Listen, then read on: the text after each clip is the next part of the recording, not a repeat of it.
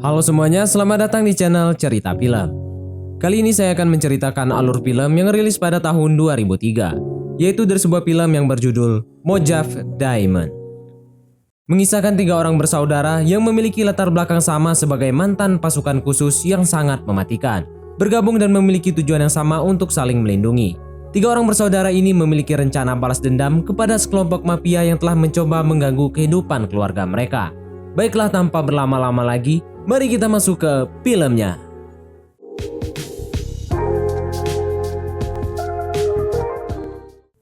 Film dibuka dengan memperlihatkan 2 orang pria yang bernama Joe dan juga Danny. Mereka ini rupanya adalah 2 bersaudara yang saat itu tengah mengisi waktu luang kosong dengan berburu hewan di alam liar.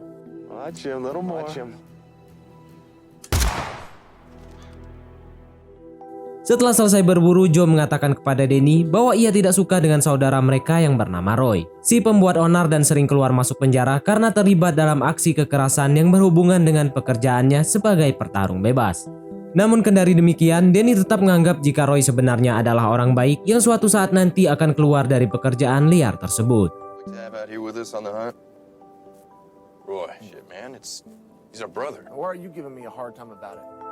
Scene kemudian berpindah di malam harinya, di mana kita akan ditunjukkan Roy yang saat itu tengah bersiap-siap menuju ke tempat pertarungan. Berbeda dengan saudara yang lainnya, Roy ini adalah tipikal pria yang membagongkan, di mana 5 menit sebelum duel ia masih sempat-sempatnya bermain kuda-kudaan dengan sang pacar yang bernama Lisa.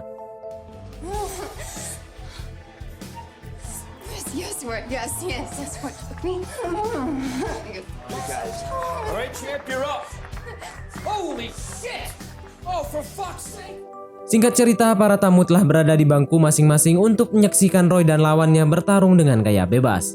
Seperti biasa, Roy yang memiliki latar belakang sebagai mantan pasukan khusus dapat dengan mudah menumbangkan lawannya.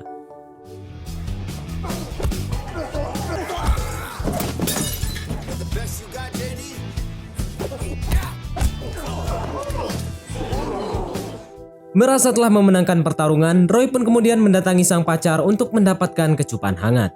Namun ternyata si lawan yang belum benar-benar kalah dan tidak ada peraturan yang ketat kembali bangkit dan membalikan keadaan.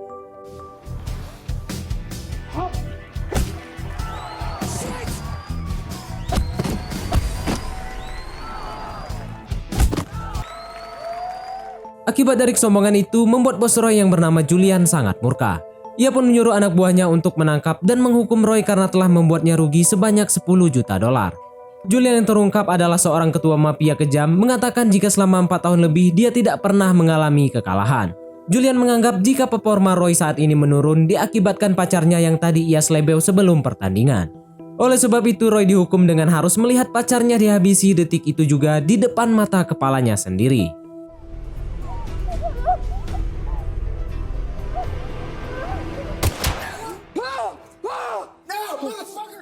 Setelah itu Roy dibawa oleh Julian di tempat di mana ia menyembunyikan berkilo-kilo berlian langka yang ia dapatkan dari tanah pertambangan. Dia selanjutnya memerintahkan kepada Roy untuk mengantar berlian-berlian ini ke sebuah tempat yang disebut dengan titik A dan juga titik B. Jika Roy berhasil dengan misi tersebut, maka ia akan mendapatkan bayaran sebanyak $1 juta. Million in cash, and when you do that, you'll be $1 million richer, boy. Is to transport these diamonds securely and secretly from point A to point B. Mendengar hal itu, Roy pun sangat tertarik sekaligus heran kenapa Julian malah menugaskan dirinya yang padahal ia memiliki puluhan anak buah bersenjata lengkap. Julian kemudian beralasan jika Roy ini dianggap cocok karena memiliki skill mengemudi yang mumpuni. Roy juga memiliki 2 orang bersaudara yang memiliki latar belakang sebagai seorang tentara yang dapat membantunya. Alasan yang terakhir, karena Roy telah membuatnya rugi besar pada malam ini.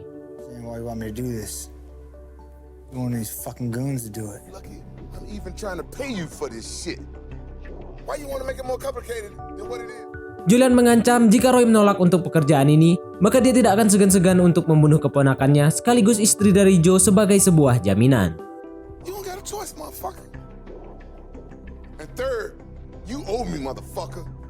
And Joe's wife and kids are going to be my motherfucking collateral.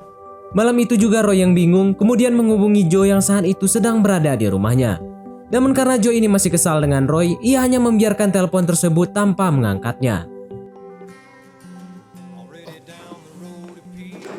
Leave a message if it's important.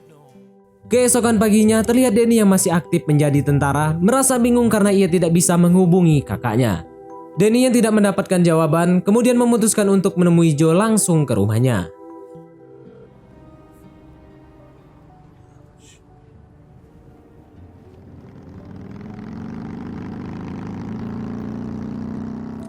Sesampainya di rumah Joe, terlihat di mana kakaknya tersebut tengah sibuk untuk melatih kuda pacu dan beberapa hewan peliharaan. Setelah kedua bersaudara ini bertemu, Joe pun mengatakan kepada Danny jika tadi malam ia mendapatkan telepon dari Roy setelah sekian lama. Namun ia mengabaikan telepon tersebut karena masih kesal dan muak dengan kelakuan Roy selama ini. Mendengar hal itu, Danny menyayangkan keputusan yang diambil oleh kakaknya tersebut. Danny mengatakan mungkin saja Roy saat ini tengah membutuhkan bantuan mereka. Lagi pula selama ini Roy adalah saudara mereka yang harus diperlakukan dengan baik, meskipun Roy ini sering menyusahkan keluarga mereka. We don't go this long without hearing from him, you know? Get a little worried sometimes. What if he's in trouble? An emergency with our brother on a weekday at 2 a.m. You've been drinking. There's your emergency. Scene kemudian memperlihatkan di mana Roy mendatangi kediaman Joe dan disambut dengan hangat oleh anak dan juga kakak iparnya. Danny yang juga hadir di sana kemudian mendatangi Joe yang saat itu masih sibuk di dalam kandang kuda. Namun Joe yang sudah paham dengan watak adiknya tak mau lagi berurusan dengan Roy yang datang hanya ketika mendapatkan masalah saja. Show up today. He's here? Yeah, he's back at the house. Was calling about last night was important enough. He's a vagabond fighting people for scraps outside of truck stops. Di sana Danny mengatakan kepada Joe bahwa Roy telah datang dan ia berharap mereka berdua berdamai layaknya sebagai sebuah keluarga. Setelah meninggalkan peternakan, Roy kemudian mengajak Danny untuk pergi bersamanya dalam beberapa hari ke depan. Karena telah lama tidak bersama, Danny pun memutuskan untuk ikut bersama dengan saudaranya. Namun dengan catatan, Roy harus menjelaskan apa yang sedang ia kerjakan. So you wanna go? Yeah, let's do it. Geez, yeah, why not? I mean, Down and back be 3 or 4 days. Di perjalanan, Roy pun menjelaskan bahwa dirinya tengah memikul tanggung jawab untuk mengantar sebuah barang yang sangat tinggi nilainya. Ia juga mengatakan jika barang ini dimiliki oleh ketua mafia yang sangat berbahaya. Oleh sebab itu, mereka harus bekerja sesuai dengan SOP yang telah ditetapkan. Setelah melakukan perjalanan yang lumayan panjang dan menguras tenaga, Roy pun kemudian mengajak Danny singgah sementara di sebuah area tarung bawah tanah yang dikelola oleh rekannya. fuck's this? Little brother Danny. I'm just fucking around, mate. Guys, keep going. Mereka kemudian menyaksikan pertarungan seru di antara dua orang unggulan yaitu Bernie Boy melawan pria bertubuh sangat besar yang bernama Big Do. To our next fight, we got Barney Boy.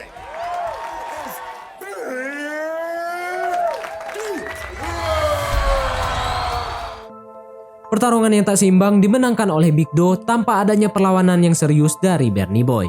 Melihat hal tersebut, Roy pun menantang Big Do yang dulu pernah ia kalahkan dalam ring tarung bebas. Glad to have you back, Roy.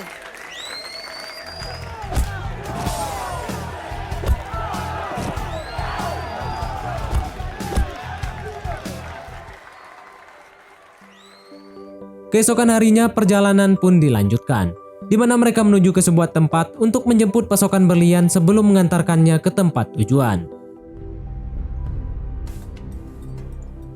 Singkat cerita, Danny dan juga Roy telah sampai di gudang penyimpanan berlian yang dijaga oleh tangan kanan Julian yang bernama Jordan. Di gudang tersebut, Jordan kemudian menjelaskan kepada Roy jika berlian tersebut telah dikemas ke dalam botol minuman yang bertujuan untuk mengelabui para polisi lalu lintas. Look at this.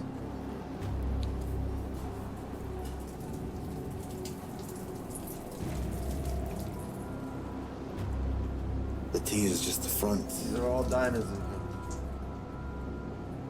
So, here's the load, all packaged up and ready to go. Setelah perjalanan yang melelahkan, Roy dan Danny kembali beristirahat di sebuah minimarket guna membeli makanan dan minuman untuk asupan tenaga yang mereka butuhkan.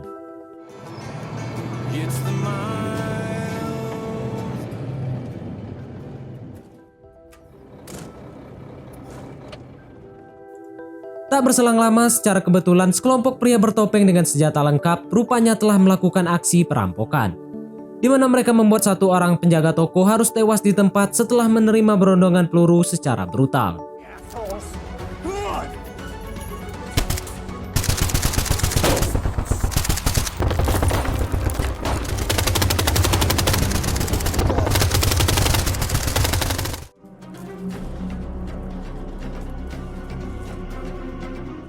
Ternyata tujuan sebenarnya dari para perampok tersebut adalah membawa kabur berlian yang dibawa oleh Danny dan juga Roy. Merasa dijebak, Roy pun melakukan perlawanan dengan menembaki para perampok tersebut, yang sebenarnya usaha tersebut hanyalah sia-sia saja.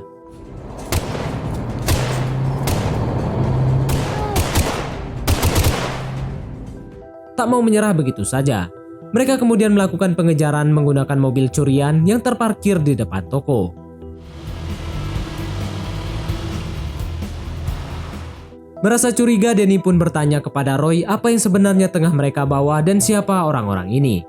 Roy yang tak mau jujur hanya terdiam dan tetap fokus untuk melumpuhkan para perampok tersebut. Roy, why the fuck were we getting shot at? Karena kalah jumlah, Roy dan Danny harus kalah dan memutuskan untuk menghentikan pengejaran.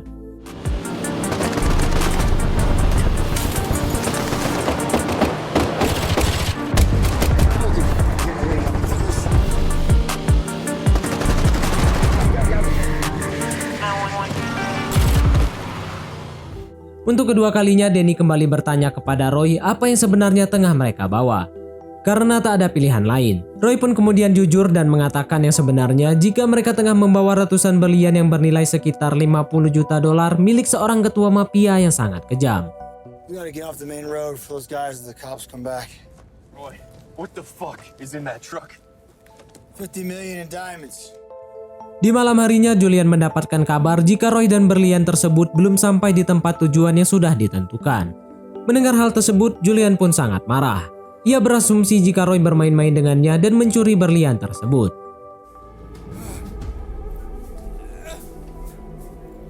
Talk to me. So you think you can fuck me and not get fucked with? Usut punya usut, para perampok yang mencuri berlian tersebut adalah orang suruhan dari Jordan sendiri. Ia sengaja merampok berlian tersebut dari tangan Julian yang merupakan ketuanya, lalu mengkambing hitamkan Roy dan juga Danny sebagai orang yang bertanggung jawab sebagai kurir. Welcome back home to Papa Bear. Sementara di sisi lain, Roy dan juga Danny kini tengah berjalan ke kota karena mobil mereka rusak dan tidak bisa digunakan lagi. Roy kemudian mengatakan jika ia harus secepat mungkin mengambil kembali berlian tersebut sebelum Julian marah dan menghabisi anak dan juga istri Joe yang sebelumnya telah dijadikan objek jaminan.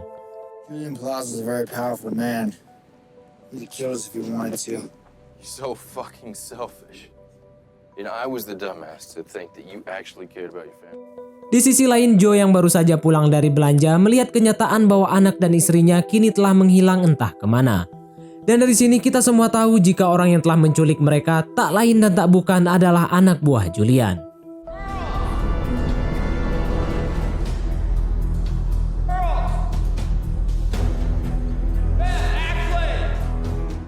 Scene kemudian kembali menunjukkan Danny dan juga Roy, di mana setelah mendapatkan sinyal mereka mengabari Joe yang saat itu tengah kebingungan karena istri dan juga anak-anaknya tiba-tiba menghilang. Roy kemudian mengatakan jika hal itu adalah ulah dari Julian. Ia pun berjanji kepada kakaknya untuk secepat mungkin membawa istri dan anaknya kembali. What the fuck did you get us into, Roy? Huh? Roy, if anything happens to my family, I will kill you myself, brother or not. Setelahnya, Roy kemudian menghubungi Julian yang saat itu tengah berada di markasnya dan telah menahan istri dan juga anak Joe sebagai barang jaminan. Karena Roy telah dianggap sebagai pengkhianat, Roy kemudian diancam agar secepat mungkin membawa berlian tersebut kembali dalam waktu 48 jam. Atau jika tidak, maka ia akan menghabisi Sandra dengan sangat brutal. Motherfucker, don't worry. I didn't kill him. You know I like to gamble. 48 hours To bring my diamonds back. You got that motherfucker? Now go. Danny yang sangat murka kemudian meninggalkan Roy karena tidak jujur dari awal dan malah membahayakan keluarga mereka. Namun pada akhirnya Danny bersikap dewasa dan mau membantu saudaranya untuk membalaskan dendam atas perbuatan yang dilakukan oleh para mafia tersebut. Do whatever we need to do. We gotta fix it. You really fucked up. this time. Get the family back. Rupanya dari atas bukit, mereka diawasi oleh dua orang detektif polisi yang bernama Tom dan juga Michael yang tengah menyelidiki kasus gelap yang dijalankan oleh Julian and the gang. Sementara Joe tak mau tinggal diam. Ia kemudian mempersiapkan senjatanya dan segera menyusul di mana Roy saat ini berada.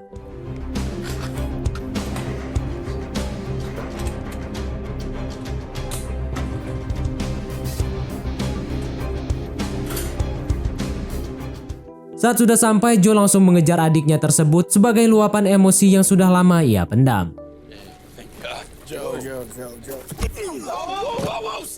Dari kejauhan terlihat Tom dan juga Michael masih terus mengawasi mereka dan menunggu apa yang sebenarnya akan mereka lakukan. Di sisi lain, Julian kemudian mengirimkan sebuah foto di mana anak dan istri Joe saat ini tengah disandra. Tak mau membuang banyak waktu, Roy pun segera membawa kedua saudaranya tersebut ke markas Julian untuk menyelamatkan istri dan juga anak Joe.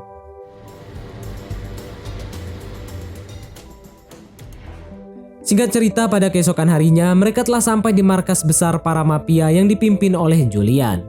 Sebagai mantan tentara yang memiliki taktik dan pergerakan yang mematikan, Joe langsung beraksi dan menghabisi beberapa penjaga di sana.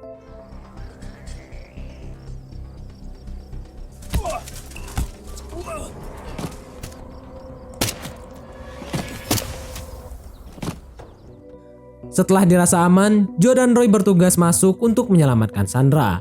Sementara Danny bertugas sebagai sniper untuk mengcover kedua saudaranya tersebut. Di sisi lain di dalam markas terjadi perang saudara di mana Jordan mengaku bahwa dirinya lah yang telah merampok berlian tersebut dari tangan Roy. Hal itu disebabkan rasa kesalnya kepada Julian di mana ternyata bisnis ini sebenarnya adalah milik keluarga Jordan. Julian hanyalah anak angkat dari pamannya yang dianggap sudah tidak layak memimpin bisnis tersebut. Akan tetapi, kegaduhan yang berada di luar mengakibatkan perhatian Jordan teralihkan.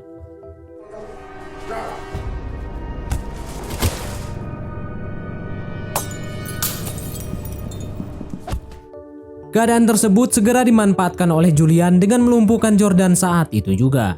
Pada akhirnya, Joe dan juga Julian saling berhadap-hadapan dan mengacungkan senjata mereka masing-masing.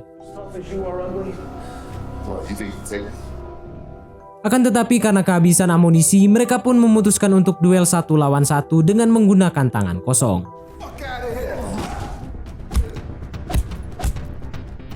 Pertarungan tersebut dapat dengan mudah dimenangkan oleh Julian dengan postur tubuh yang lebih besar. Namun tak berselang lama, Roy datang dengan menodongkan pistol ke arah Julian. Namun entah bagaimana, Roy malah gemetar saat dibentak oleh Julian dan ia pun dihajar balik sampai babak belur.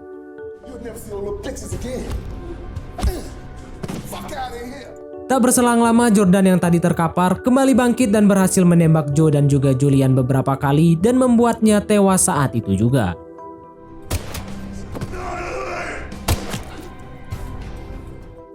Setelahnya, Jordan memerintahkan anak buahnya untuk membawa Roy. Sementara Joe mereka tinggalkan karena dianggap telah tewas. Di lain sisi, Danny yang kehilangan kontak kepada kedua saudaranya memutuskan untuk masuk ke dalam dan menemukan Joe yang masih selamat karena ia memakai rompi anti peluru. Setelah itu, mereka segera menuju ke mobil untuk mengejar kemana Jordan membawa Roy pergi. Di dalam mobil, Danny menelpon rekan militernya yang bernama Jimmy dan meminta bantuan untuk membawa persenjataan yang sedang mereka butuhkan untuk menghabisi para mafia tersebut.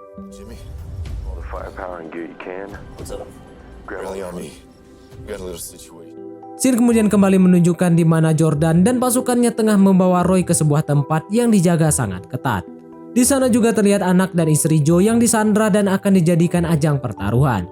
Roy akan melawan petarung paling kuat yang dimiliki oleh Jordan, di mana jika Roy menang maka ia akan melepaskan anak dan istri Joe, namun jika Roy kalah maka itu artinya istri dan anak Joe akan dihabisi saat itu juga. Of having the lives of your sister-in-law and your nieces in your very own hands. You fight this guy in front of you, I'll let you go. Tetapi pada akhirnya Roy yang sudah sangat kelelahan dapat dengan mudah dihajar dan dibanting oleh petarung andalan Jordan.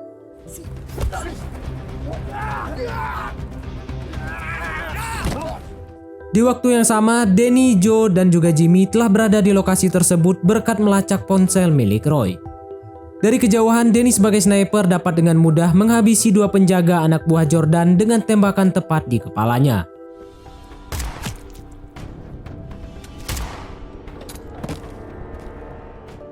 Beralih di mana Roy pada akhirnya dapat mengembalikan keadaan dengan menghajar dan menghabisi petarung andalan milik Jordan.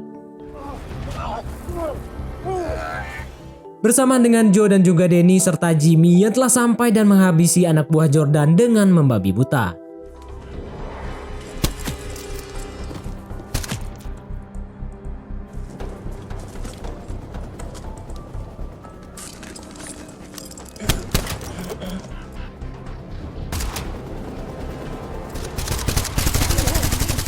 Singkat cerita, Joe berhasil menyelamatkan anak dan juga istrinya. Ia juga berhasil memojokkan posisi Jordan yang saat itu hendak kabur. Sayangnya polisi datang tepat waktu sebelum Joe berhasil menghabisi Jordan.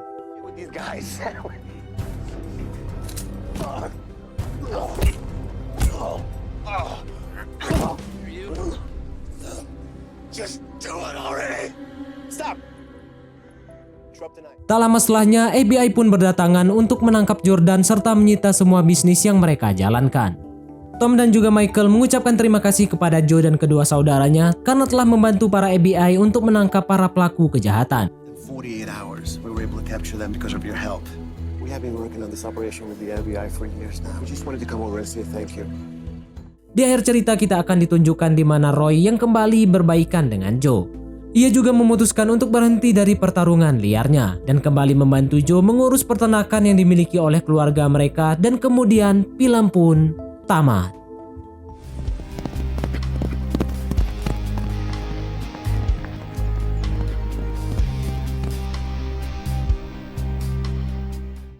Mungkin sampai di sini saja teman-teman untuk alur cerita film kita kali ini.